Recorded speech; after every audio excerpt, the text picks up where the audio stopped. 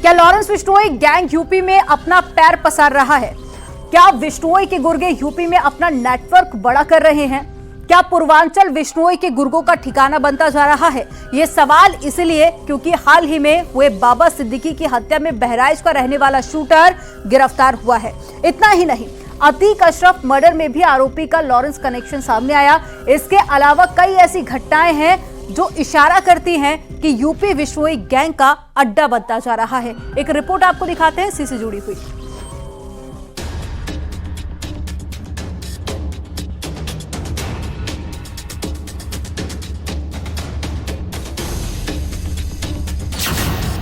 बाबा Siddiqui murder, Bahraich से गिरफ्तार shooter, connection Lawrence gang.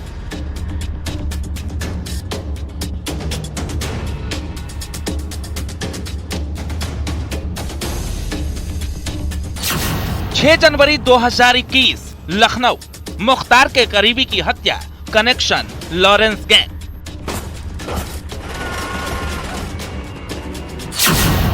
हथियार तस्कर कुर्बान अंसारी, ठिकाना Bulandshahr, connection Lawrence gang.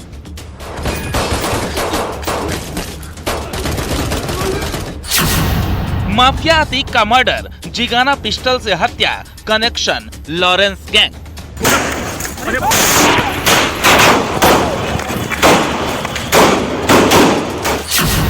Mohali में आरपीजी अटैक, अयोध्या का रहने वाला था आरोपी, कनेक्शन लॉरेंस गैंग।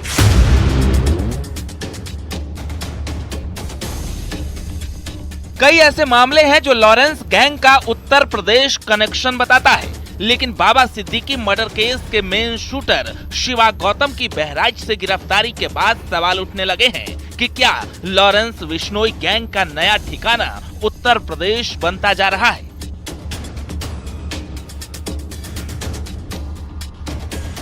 हाल ही में मुंबई में बाबा सिद्दीकी हत्याकांड में भी उत्तर प्रदेश के बहराइच के रहने वाले 2 शूटर गिरफ्तार हुए हैं।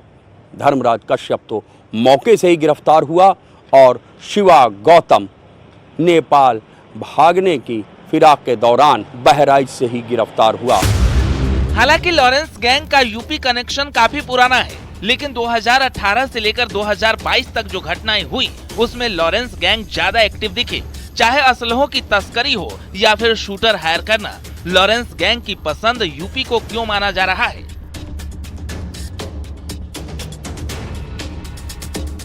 दरअसल यहाँ सस्ते शूटर मिलते हैं, लंबा चौड़ा कदकाठी होती है, नेपाल भागने के लिए नजदीक में बॉर्डर आसान है, असलहों की तस्करी आसानी से हो जाती है, फरारी का नेटवर्क भी यूपी में अच्छा माना जाता है। प्रकरण उठे हैं जिनमें ये संभावना व्यक्त की गई है कि इसमें किसके पीछे लॉरेंस बिश्नोई गैंग का हाथ है। इसका एक मुख्य कारण उत्तर प्रदेश का एक बहुत बड़ी प्रदेश होना, इसमें बहुत बड़ी संख्या में बाहर के अपराधियों का यहाँ की जेलों में बंद होना तथा उनका जेल के दौरान लोकल अपराधियों से एक नेटवर्क स्थापित हो जाना। बीते कुछ समय में कई मौकों पर लॉरेंस बिश्नोई और यूपी का कनेक्शन सामने आया। राजधानी लखनऊ में 6 जनवरी 2021 को विभूति खंड इलाके में मुख्तार अंसारी के करीबी अजीत सिंह की सरेआम ताबड़तोड़ गोलियां बरसाकर हत्या कर दी गई थी। इस हत्याकांड में लॉरेंस बिश्नोई गिरोह के करीबी राजन जाट का नाम सामने आया था, जिसके बाद से ही इस बात की चर्चा शुरू हो गई थी कि उत्तर प्रदेश में पश्चिम से लेकर पूरब तक लॉरेंस बिश्नोई गिरोह के लोग मौजूद हैं। यही वो पहला मौका था जब उत्तर प्रदेश में किसी बड़े अपराध में पहली बार लॉरेंस बिश्नोई गिरोह का नाम सामने आया था।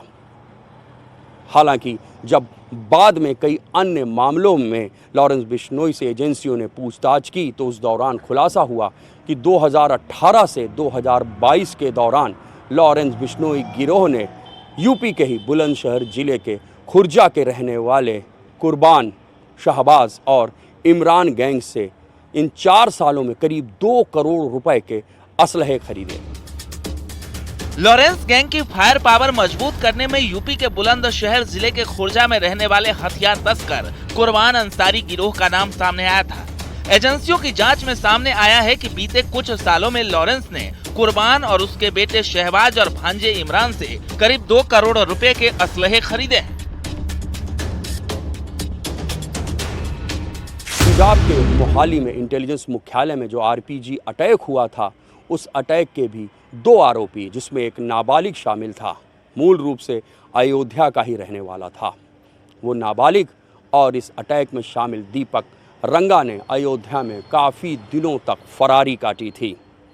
ये नाबालिग बाद में गुजरात में गिरफ्तार हुआ, जिसे दिल्ली की स्पेशल सेल ने गिरफ्तार किया। दीपक रंगा गोरखपुर के पास नेपाल बॉर्डर से गिरफ्तार हुआ था।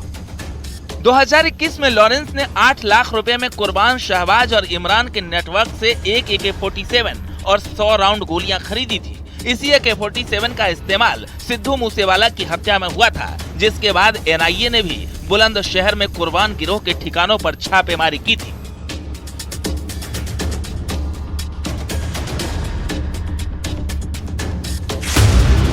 पंद्रह अप्रैल 2023 को प्रयागराज में पुलिस कस्टडी में मारे गए माफिया अतीक अहमद और उसके भाई अशरफ की हत्या में जिगाना और गिरसान पिस्टल का इस्तेमाल हुआ था।